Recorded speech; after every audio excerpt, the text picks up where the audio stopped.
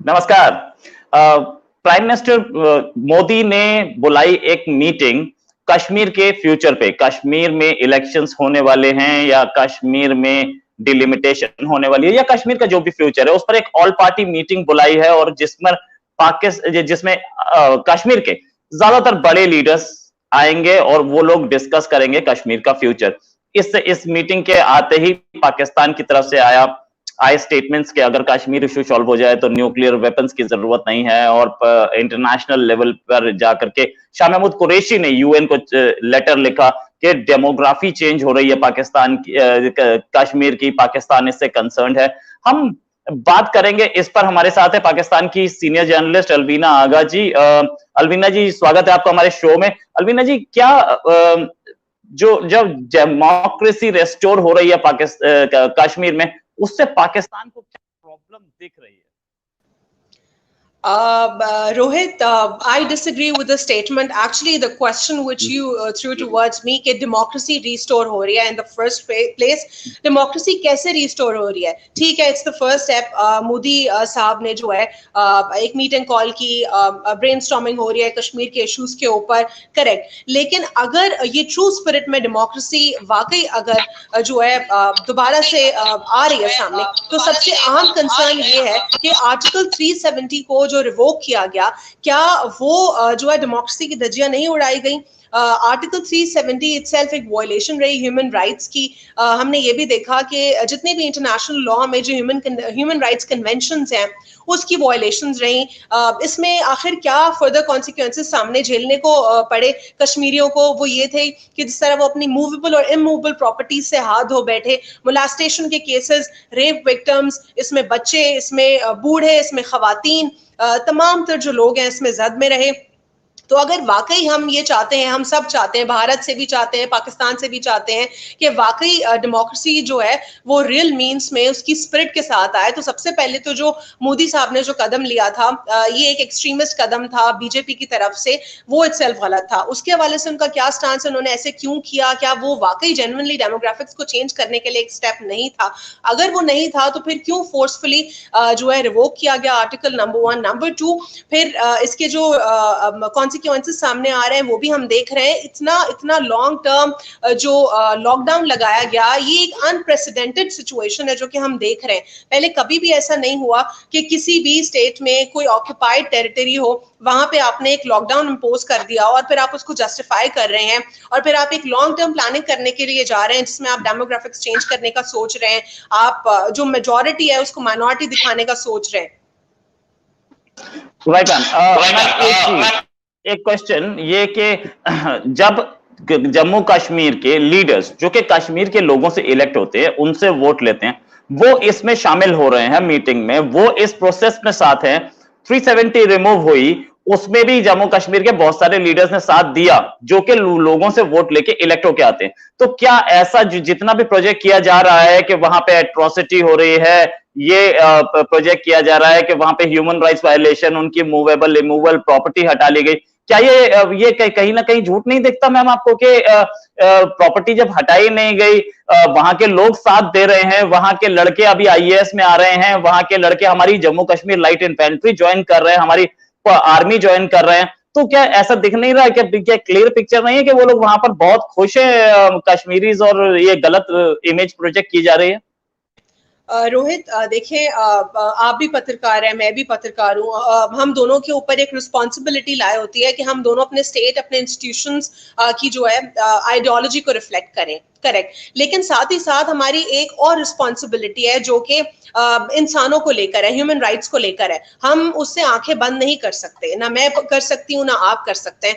हम सब ये जानते हैं कि ये प्रोजेक्ट नहीं किया जा रहा, हमारे पास एविडेंसेस मौजूद हैं। अगर ऐसा प्रोजेक्ट किया जाता तो इंटरनेशनली जर्नलिस्ट को क्यों वहां पे स्पेस नहीं दिया जा रहा और क्यों उनको ओपन एक्सेस नहीं दी जा रही कि वो तमाम सिचुएशन को जो है कवर कर सके? नंबर 1। नंबर 2, जहां तक आप कह रहे हैं कि फोर्सेस में शामिल हो रहे हैं या फिर वो साथ दे रहे हैं इंडियन लीडर्स का, वो इलेक्शंस का हिस्सा हैं, ये एक पर्टिकुलर परसेंटेज है जो कि हुकूमत में या फिर गवर्नमेंट में साथ रहने के लिए उनको एलाय फॉर्म करना पड़ता है।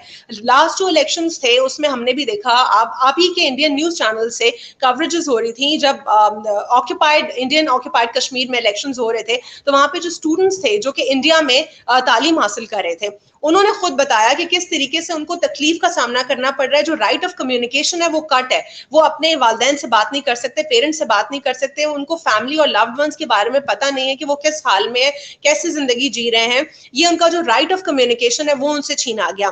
साथ ही साथ बिल्कुल करेक्ट आप कह रहे हैं कि फोर्सेस में भी जा रहे हैं, इंडियन गवर्नमेंट के साथ भी है, लेकिन वो एक पर्टिकुलर परसेंटेज है। But again we can not ignore the majority, we can not ignore जो वहां पे जुल्म हो रहा है, वी कैन नॉट इग्नोर कि उनको कैसे उनकी प्रॉपर्टी से जो है डिप्राइव किया जा रहा है, कैसे हाउस अरेस्ट किया जा रहा है, कैसे मोलेस्टेशन के केसेस हो रहे हैं।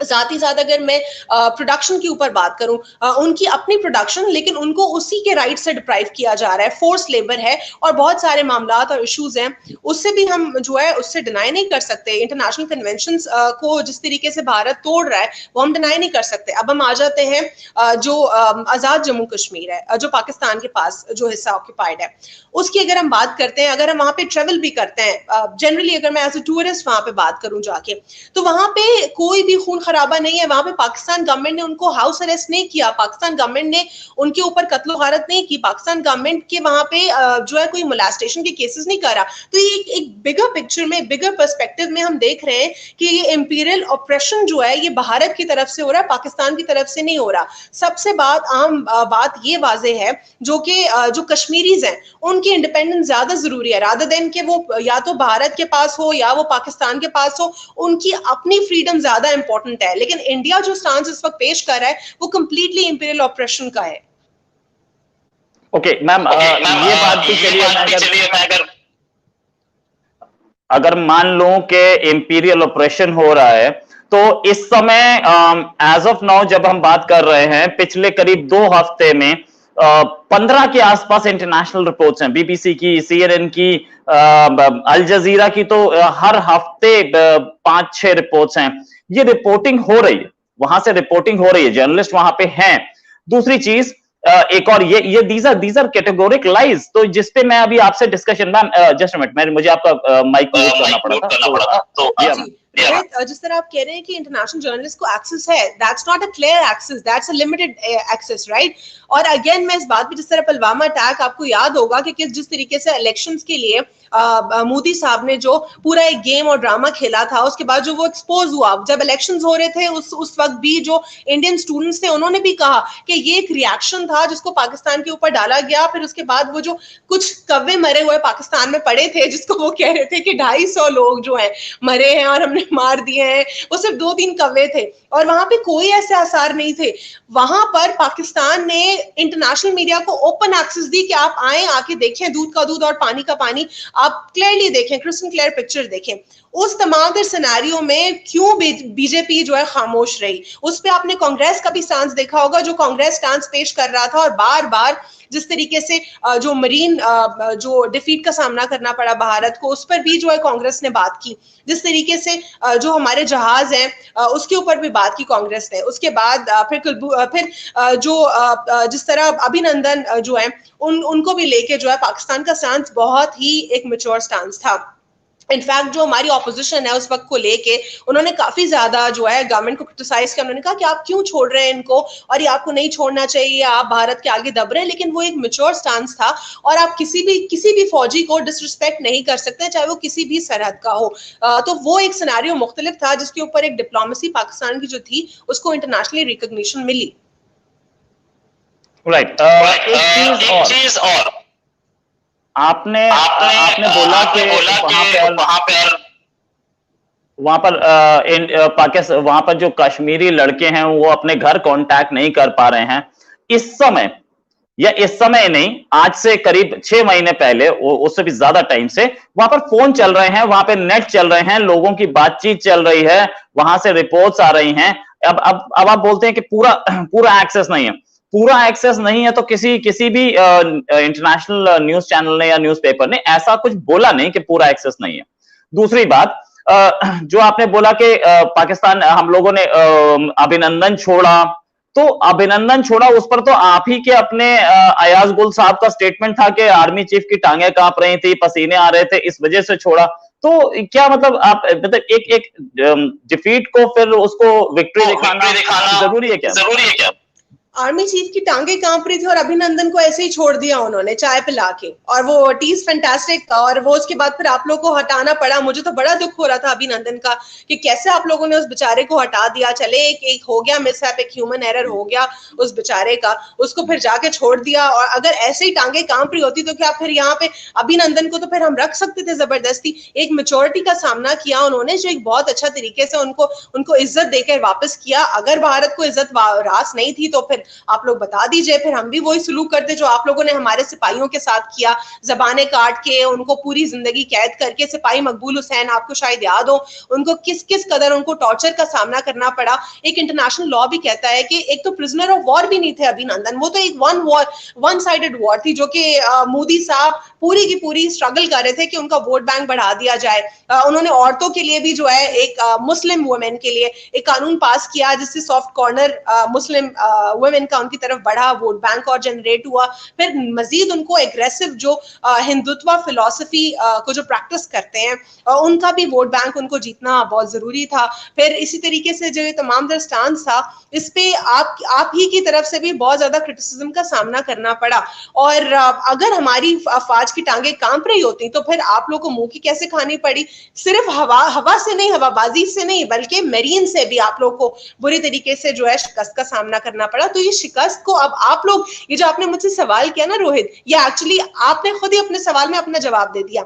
हर डिफीट को क्या विक्ट्री दिखाना जरूरी है? मैं अब आपसे दोबारा पूछती हूँ, अगर जहां पे आपकी डिफीट थी तो आप उसको मान लीजिए। देखिए, डिफीट थी या नहीं थी, ये तो एक सिलसिला है। इस पर तो जवाब दिया ही जाएगा, इसमें कोई शक नहीं। और डिफीट थी या विक्ट्री थी, ये तो बहुत क्लियर है। जब एक प्रिजनर ऑफ वॉर जिसको एक रिकॉर्ड टाइम में 2 दिन में छोड़ दिया गया, हमने आपने बोला कि जबान काट दी prisoner of war. Just a minute ma'am, क्योंकि मुझे आवाज गूंजने लगती है, इसलिए मैं आपका माइक बंद किया, मैं आपका माइक खोल दूंगा। आपके 90,000 प्रिजनर ऑफ वॉर बड़ी अच्छी तरीके से यहाँ पे ट्रीट किए गए थे 71 वॉर के बाद, और छोड़े गए थे, और उन्होंने किसी ने जाकर के वहां पे ये नहीं बोला कि हमारे साथ एट्रोसिटी हुई, कुछ हुआ।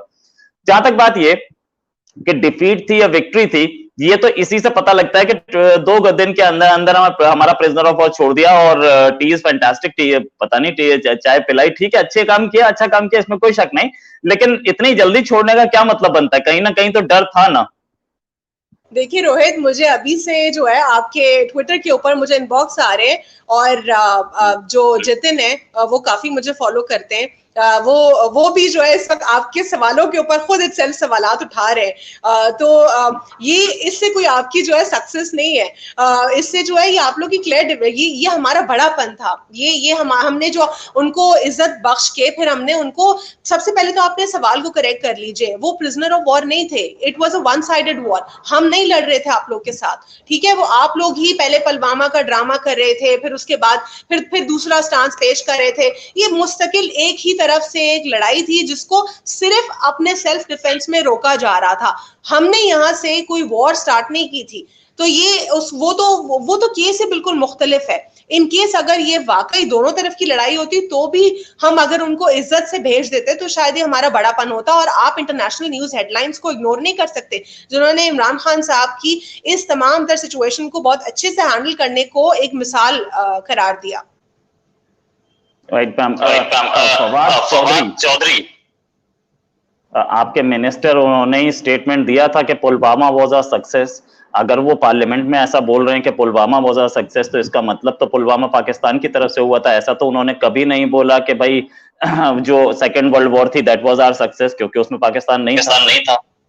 रोहित, इसमें थोड़ा सा अगर आप फॉलो कर लें उनको, वो काफी सार्कास्टिक स्टेटमेंट्स इस तरह देते रहते हैं। आप ही की तरफ से पॉलिटिशियंस भी देते होंगे और सब पॉलिटिशियंस देते हैं। It was a sarcastic statement, जहां पर बहुत ज्यादा पाकिस्तान में बच्चा और बूढ़ा बड़ा सब ने काफी ज्यादा इसको एंजॉय किया। जो एक वन साइडेड गेम चल रहा था पूरी तरीके से एक्सपोज हुआ। रोहित, इसमें मैं और आप अगर बहस करें तो बेहतर है कि हम कंस्ट्रक्टिव डिबेट कर लें। एक रिस्पॉन्सिबल पत्रकार होने के नाते, ह्यूमन राइट्स वायलेशंस जो हैं उसको भी हम देख लें, यूएन रेजोल्यूशंस की वायलेशंस को देख लें, इंटरनेशनल कन्वेंशंस को देख लें, ये तमाम तर हमारी भी जिम्मेदारी आयद होती है। सिर्फ अपने स्टेट के हवाले से बात करना, तो I agree, that is my responsibility, जिस तरह आपकी अपनी रिस्पॉन्सिबिलिटी है। लेकिन साथ ही साथ जो इंटरनेशनली जो जुल्म हो रहा है उसके ऊपर भी बात करना बहुत ज्यादा जरूरी है, और हम उससे आंखें, मैं दोबारा कहूंगी, बंद नहीं कर सकते। राइट, एक चीज और कि आपने जो यूएन रेजोल्यूशन की बात की, तो यूएन रेजोल्यूशन क्या बोलता है? यूएन रेजोल्यूशन यह बोलता है कि दोनों साइड ऑफ कश्मीर एक मिलाए जाएंगे, उसके बाद इंडिया और वो भी इंडिया के कब्जे में, राइट, दो मिलाए जाएंगे, पाकिस्तान डिमिलिटराइज करेगा वहां से, और उसके बाद यूएन उसमें प्लेबिसाइड कराएगा। तो इसके लिए तो पाकिस्तान कभी एग्री नहीं कर रहा था, शुरुआत से, पहले दिन से इन्होंने डिनाई कर दिया था कि हम ये नहीं मानेंगे। जब आप, ऐसा तो नहीं हो सकता ना कि अलवीना जी बड़ी अच्छी हैं लेकिन मैं अलवीना जी की ये बात पसंद नहीं करता इसलिए ये बात छोड़ करके अलवीना जी बड़ी अच्छी हैं, ये नहीं हो सकता ना। अलवीना जी अच्छी हैं तो उनकी जो खामियां हैं उसके साथ एक्सेप्ट किया जाएगा, राइट, और सोसाइटी करती है, इसमें कोई शक नहीं। आपके ऑफिस वाले, आपके फैमिली वाले आपको उसके साथ एक्सेप्ट कर रहे हैं, राइट। तो ऐसा नहीं हो सकता ना कि भाई आप यूएन के रेजोल्यूशन के एक पॉइंट को छोड़ दें, बाकी सबको एक्सेप्ट कर लें। लेकिन मैं दोबारा कहूंगी रोहित, कितनी सारी उसकी वायलेशंस हो रही है। अगर हम जो है इस पे बात कर रहे हैं इस वक्त यूएन रेजोल्यूशंस की, कितनी दफा रेजोल्यूशंस आए, रेजोल्यूशंस पास हुए, अनफॉर्चुनेटली उसकी एग्जीक्यूशन जो है नहीं हो रही। वॉर क्राइम्स जो हैं, जो कन्वेंशंस वॉर क्राइम को एक्सप्लेन करती हैं, वो कितनी ज्यादा जो है इस पे इंडिया की तरफ से वॉयलेशंस दिखा रही है।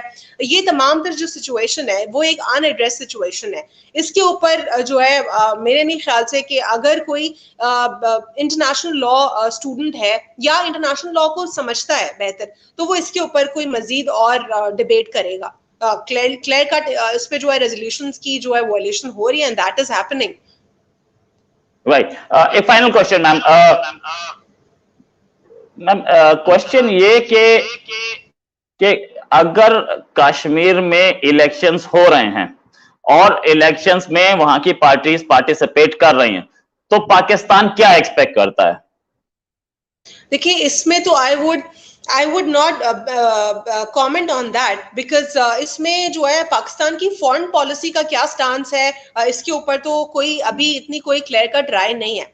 दूसरा, अगर मैं इसके ऊपर, आप मुझसे अगर एज अ जर्नलिस्ट पूछते हैं कि मेरा क्या व्यू है, तो इस पे मैं बीइंग अ जर्नलिस्ट आपको ये बताना पसंद करूंगी कि ये एक ट्रू स्पिरिट ऑफ डेमोक्रेसी जो है वो मिसिंग है। जब तक true spirit of democracy missing रहेगी तब तक कोई फायदा नहीं इलेक्शंस का। फॉर इंस्टेंस, अगर मैं एग्जांपल ले लूं, 5 लोग हैं, 5 में से 4 ऑप्रेस्ड हैं, एक ऑप्रेस्ड नहीं है और वो गवर्नमेंट का हिस्सा बनना चाहती है, वो इलेक्शंस भी कंटेस्ट करेगी, वो गवर्नमेंट का हिस्सा भी बनेगी, एलाई भी बनेगी, वो रूलिंग पार्टी भी होगी और वो एंजॉय भी करेगी। लेकिन 4 थे ऑप्रेस्ड, उनका आखिर क्या होगा? ओके, क्योंकि मैम पिछले जो डीडीसी के इलेक्शंस हुए थे, डिस्ट्रिक्ट डेवलपमेंट काउंसिल के, उसमें बीजेपी सिंगल लार्जेस्ट पार्टी बनी थी और शायद ये बात पाकिस्तान को कुछ हजम नहीं हुई, क्योंकि वो शुरुआत से बोलते रहे कि बीजेपी एक कातिल पार्टी है और प्राइम मिनिस्टर कातिल, ये वो बहुत सारी चीजें बोली। तो क्या इस बार बीजेपी जीतेगी अगर जम्मू एंड कश्मीर में, तो पाकिस्तान उसको एक्सेप्ट करेगा या फिर से वही लैंग्वेज होगी पाकिस्तान की? देखिए, बीजेपी के लिहाज से अगर पाकिस्तान की इतनी स्ट्रांग लैंग्वेज है तो वो मोदी साहब की खुद अपनी वजह से है। मोदी साहब का जो नैरेटिव है, जिस तरीके से वो मैं किसी भी रिलीजन को टारगेट नहीं करूंगी, क्योंकि अगर ट्रू स्पिरिट में आप किसी भी रिलीजन को स्टडी करते हैं, मेरे पाकिस्तान में मेरे जो बेस्ट फ्रेंड्स हैं वो हर रिलीजन से मौजूद है पाकिस्तान में। एक मेरी दोस्त है जो कि हिंदू है इटसेल्फ, अगर मैं उसके लाइफस्टाइल में देखूं फर्क, या अपने लाइफस्टाइल में, क्योंकि वो काफी रिलीजियस हिंदू है और ट्रू स्पिरिट में है, इसी तरह मैं एक रिलीजियस और प्रैक्टिसिंग मुस्लिम हूं। आप मेरा अटायर इग्नोर कर दे, लेकिन वैसे मैं काफी रिलीजियस प्रैक्टिसिंग मुस्लिम हूं। तो मेरे और उसके सोचने के तरीके में मुझे कोई खास मुख्तलिफ नहीं दिखता। अगर मेरा दिल किसी जुल्म के ऊपर दुख रहा है तो उसका भी वैसे ही दुख रहा होता है। मैं किसी चीज को हराम डिक्लेयर करती हूँ तो वो भी उसको इक्वली हराम समझती है। तो ये रिलीजन में तो फॉल्ट नहीं है, नंबर 1। नंबर 2, लेकिन जो हिंदुत्व की फिलॉसफी एक्सट्रीमिज्म के ऊपर है, इसी तरीके से हर रिलीजन में एक्सट्रीमिज्म जो है वो खुद क्रिएट किया गया है ताकि जो एक पर्टिकुलर मासेस है उनको अट्रैक्ट किया जा सके, एक वोट बैंक को बढ़ाया जा सके। मोदी साहब का जो है वो हिंदुइज्म नहीं बल्कि हिंदुत्व जो कि कहता है कि हिंदुइज्म है ट्रू स्पिरिट, जो कि इट्स सेल्फ वॉयलेशन है, वो जुल्म की बात कर रहे हैं और वो जुल्म बढ़ाने की बात कर रहे हैं। दैट इज व्हाई पाकिस्तान की तरफ से हार्श स्टेटमेंट रहा है। लेकिन अगर यहाँ पर हम किसी भी पॉलिटिकल पार्टी को टारगेट करते हैं तो वो ऐसे ही नहीं करते, वो कुछ फैक्ट्स एंड फिगर्स होते हैं, उसके बाद किया जाता है। राइट मैम, आपके साथ बात करके पता चला कि क्या पाकिस्तान सोचता है कश्मीर के बारे में और क्या पाकिस्तान सोचता है कश्मीर में डेमोक्रेसी के बारे में। और सबसे बड़ी खूबी आपकी कि आपने कोई शुगर कोटेड लैंग्वेज यूज नहीं की, बिल्कुल क्लियर और ब्लंट लैंग्वेज में बता दिया कि this is the thing. Well, we accept it and मतलब जो भी है ये डिबेट एक लंबी चलेगी और वहां पर डेमोक्रेसी आना अभी थोड़ा सा सारी की सारी पार्टीज मिल करके डिसाइड कर ले, डेमोक्रेसी भी आएगी एंड होपफुली मैं आपको हम लोग इनवाइट करेंगे एक बार कश्मीर जाके देखें आपके कश्मीर में क्या पोजीशन है और कश्मीर की कैसी हालत है। Certainly I would like to welcome you to Kashmir. Thanks a lot ma'am for joining us. आपके उम्मीद है आपसे दोबारा डिस्कशन होगी। नमस्कार। जी जी, ओके, अल्लाह हाफिज।